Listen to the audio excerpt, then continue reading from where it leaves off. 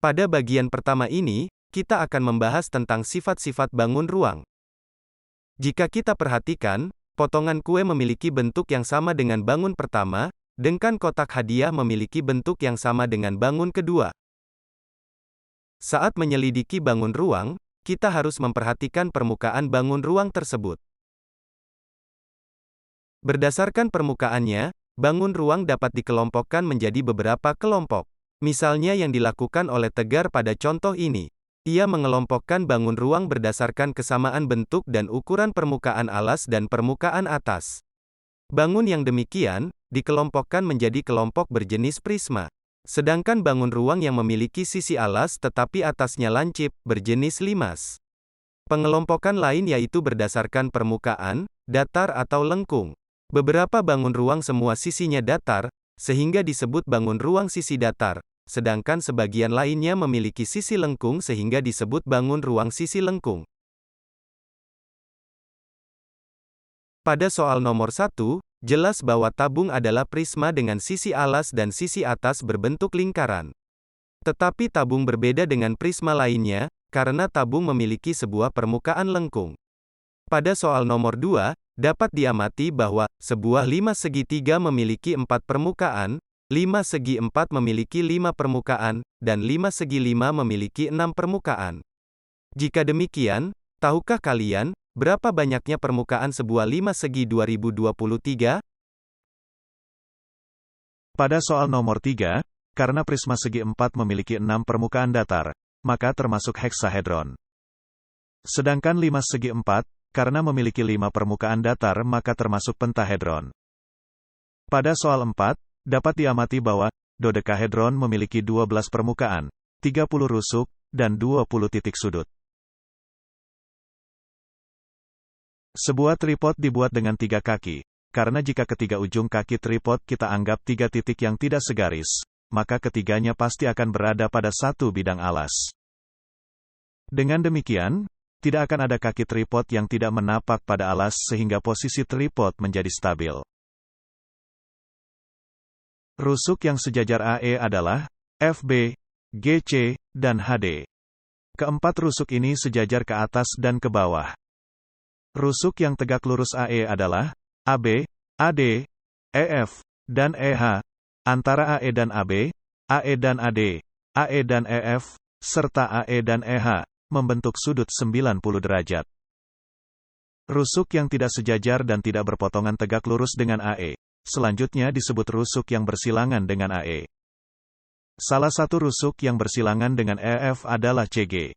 Perhatikan bahwa EF mendatar di bawah depan, sedangkan CG tegak di sisi belakang.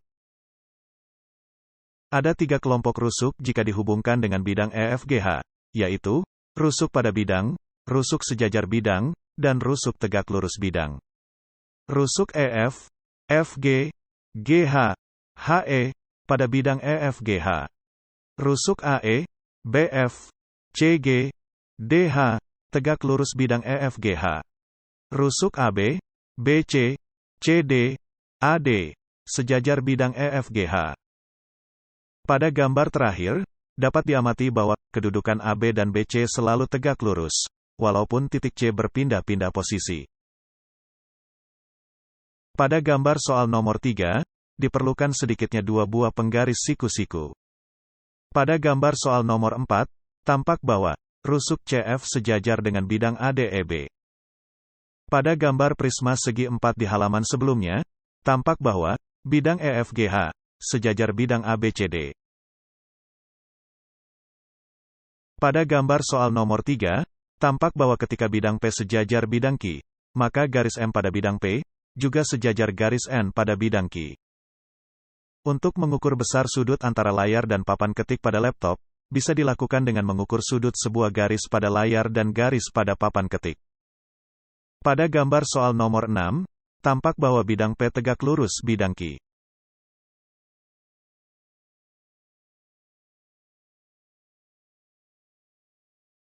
Jarak titik A ke garis L adalah panjang garis terpendek yang dapat dibuat dari titik A ke garis L. Pada soal nomor 7, karena sisi atas P sejajar sisi alas Q, maka jarak titik A dan titik B pada bidang P ke bidang alas Q juga akan sama panjang. Pada soal bagian 1, bangun A adalah prisma segi 5, bangun B, kerucut, dan bangun C, 5 segitiga. Di antara ketiga bangun tersebut, 5 segitiga adalah polihedron. Pada soal bagian 2, rusuk yang bersilangan dengan AB adalah OC dan OD. Dapat diamati bahwa rusuk CD sejajar bidang AOB.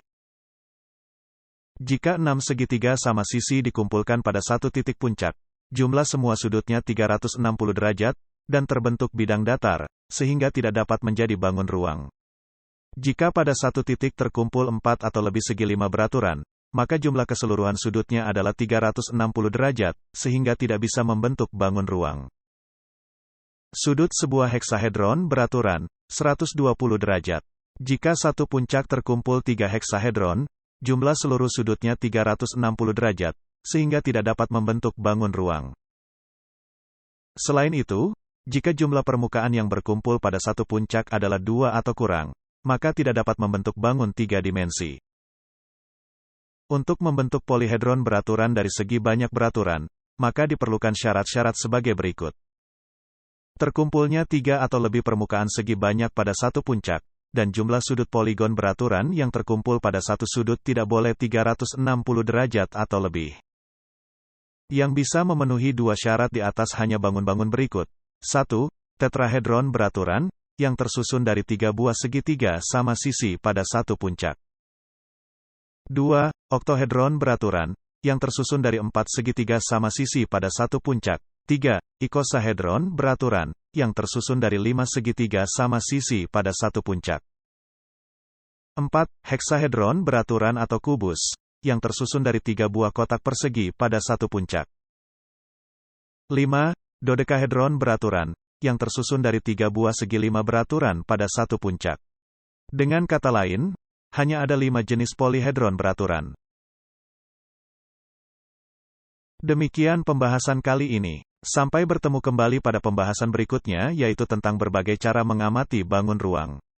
Terima kasih, dan selamat belajar.